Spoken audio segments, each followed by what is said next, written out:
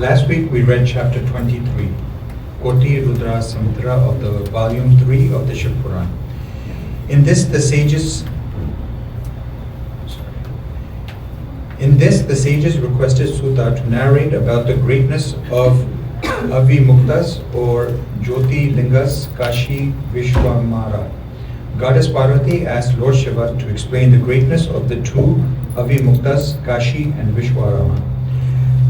Lord Shiva told Parvati that Varanasi or Kashi is his mysterious shrine. In this cause of salvation of people in every respect, and people of all castes and all stages of life are liberated if they die in Kashi. Karma or action is never wasted in any kalpana, and all people have to go through the fruits of their action. It's only in Kashi that all karmas are wiped out. Today we will read chapter 24, the greatness of Gautama, and chapter 25, the planned arrangement of Gautama. Sunita Auntie will be reading these chapters in English, and there will be no Hindi reading today. Jai Guruji.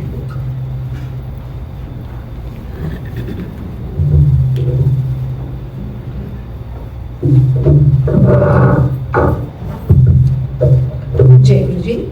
Shukrana to Guru Sahib for granting me this opportunity. Apologies in advance for any errors and omissions.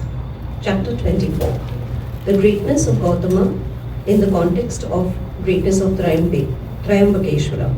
Suta said, O excellent sages, listen, I shall tell you the story that dispels sins in the manner I have got it from Vyasa, the good preceptor.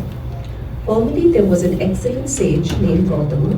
His wife Ahilya was extremely virtuous. A penance extending to 10,000 years was performed by him on the Brahmagiri mountain in the southern quarter.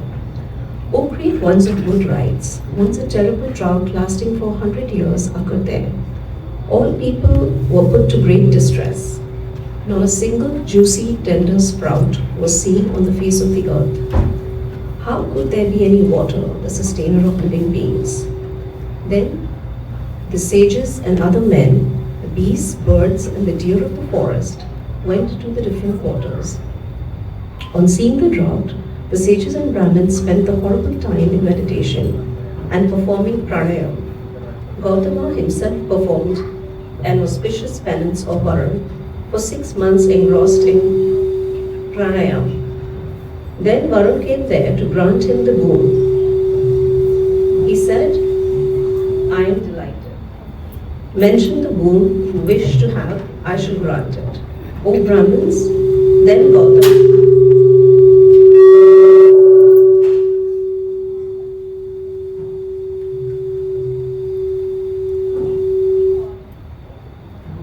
O Brahmins, then Gautama requested him for rain. Then Varun replied to the sage. Varun said, how can I countermand the behest of the gods? Please ask for something else. You are a wise man. I shall grant it. Suta said, on hearing these words of Varun, the great Atma, Gautama, eager to help others, spoke thus. Gautama said, O Lord of gods, if you are delighted, if a boon is to be granted to me, you shall grant it according to my desire. Since you are the Lord of waters, you shall give me water. O Lord of gods, you shall give me divine, everlasting water, yielding permanent results. Suta said, requested thus by Gautama, Varun said, please dig a ditch here. When this was said, a ditch of a hand's depth was dug by him. It was filled with divine water by Varun. Then Lord Varun, the king of waters, spoke to Gautama, the excellent sage, eager to help others. Varun said, O great sage, let there be perennial supply of water in this ditch that has become sacred. This will become famous on the earth by your name. Charitable gifts made here, rites performed here, penance pursued here, the sacrifices done here for the gods, and the shraddha offered to the mains. Everything will be imperishable. Suta said, after saying this, the Lord eulogized by that sage vanished. After rendering help to others, the sage Gautama too was happy. Seeking the support of great men is conducive to greatness. Only great men see its real nature, not others, the inauspicious ones. Man attains fruits in accordance with the nature of the one man serves. Loftiness is achieved by serving great, and meanness by serving the mean. Service in the abode of a lion is sure to yield pearls. Service in the hutment of a jackal is profitable only in yielding bones. This is the nature of the excellent people, that they cannot bear others' misery. They consider others' misery their own and try to eradicate it. Trees, gold, sandal paste, and the sugarcane exist for the enjoyment of the people. Men, similarly competent, are very rare in the world. A kind man, a man unpuffed by arrogance, a person habitually helping others, and a person with perfect control over his sense organs. These are the four holy pillars that support the earth. Having secured rare water thus, Gautama performed his routine and ceremonial rites duly. Thereafter he sowed different food grains and barleys there itself for the performance of his sacrifice. Different kinds of food grains, trees, flowers and fruits were produced in plenty there.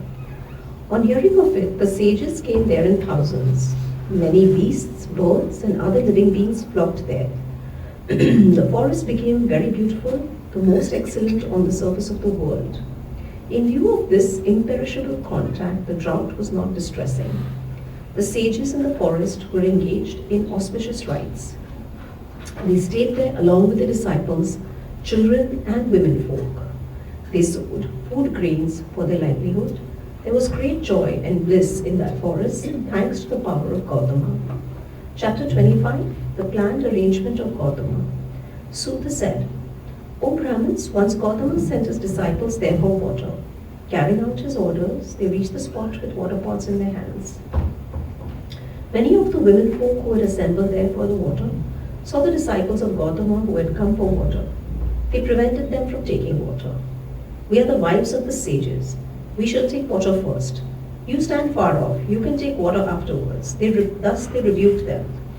The disciples returned and informed the wife of sage Gautama.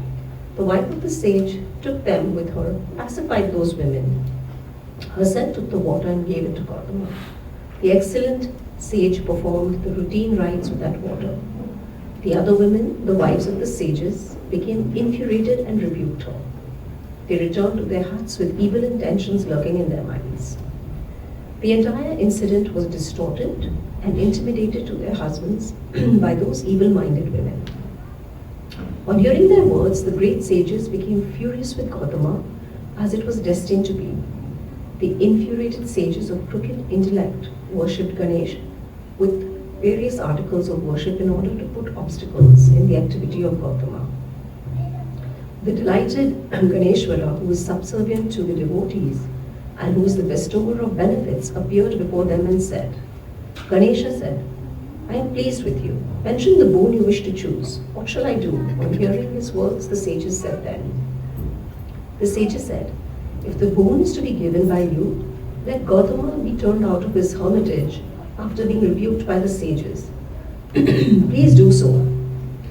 Suta said, on being requested thus, the elephant-faced deity, the goal of the good, laughed and said, gently enlightening them. Ganesha said, may this be heard, O sages. This is not proper. Those who become furious without any offense are sure to incur loss. According misery to the people who had rendered help before is not beneficial. If it is carried out, ruin will surely follow. Excellent results are sought after performing penance. No harm is sought after voluntary eschewing auspicious results. Suta said, even after hearing these words, the excellent sages, still deluded in their intellect, spoke these words.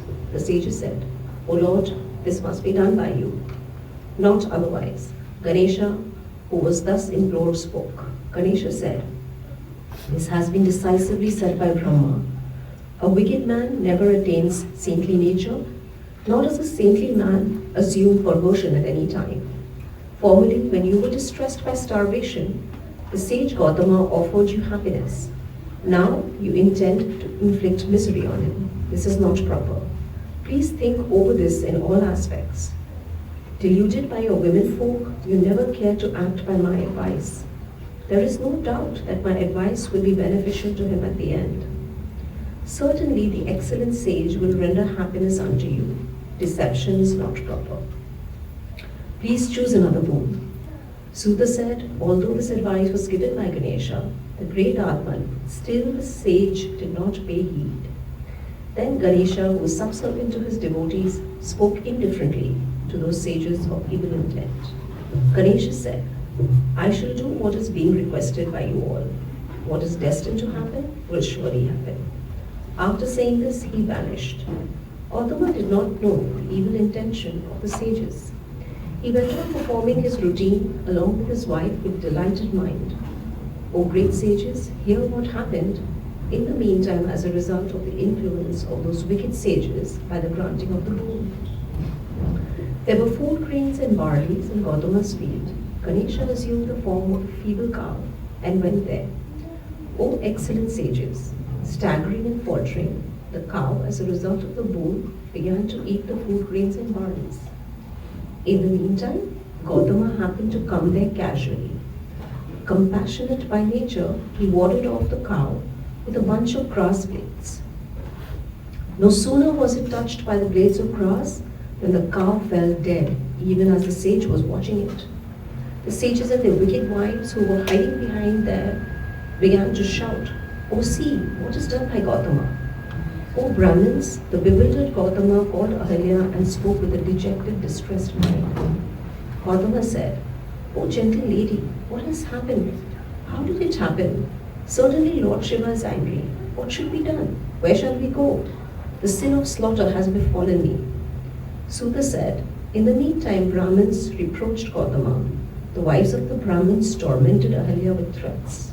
The evil-minded disciples and sons of the Brahmins reviled at Gautama, repeating the words, Fie on you! The sages said, Your face is not fit to be seen. Go hence. If a person sees the face of a cow killer, he shall take bath in full dress. As long as you stay in the midst of the hermitage, the sacrificial fires and the maids will not accept our gifts. Hence, O sinner, O slayer of a cow, go somewhere else along with your followers. Do not delay. Suta said, saying this, they pelted him with stones. They inflicted pain on him and Ahalya with insulting words. Beaten and reproached by the wicked persons, Gautama spoke these words, O sages, I am going away from here. I shall stay somewhere else. After saying this, Gautama went out of that place. Going across, he made his hermitage there with their permission. As long as there is this curse, no rite shall be performed. You are not authorized in any of the rites of the god, names, or the Vedic rituals. The excellent sage Gautama, excessively distressed by this regrettable incident, spent half of a month thus and then requested. Gautama said, I am to be pitied by you. Please tell me how my sin can be wiped off. I shall do as you bid me. Suta said, thus requested, the Brahmins did not say anything. When they were implored, humbly, they met separately and remained aloof. Gautama stood far off. Bowing down to the sages, he humbly asked them what he should do. When this was said by Gautama of noble soul, the sages spoke these words. The sages said, without expiation, purity cannot be attained. Hence, for the sake of purification, you shall perform the rites of atonement. Go round the earth 3 times, announcing your sin. After returning to this place, perform the holy vrata for a month. If you go round this mountain, Brahmagiri, 101 times, you can attain purity.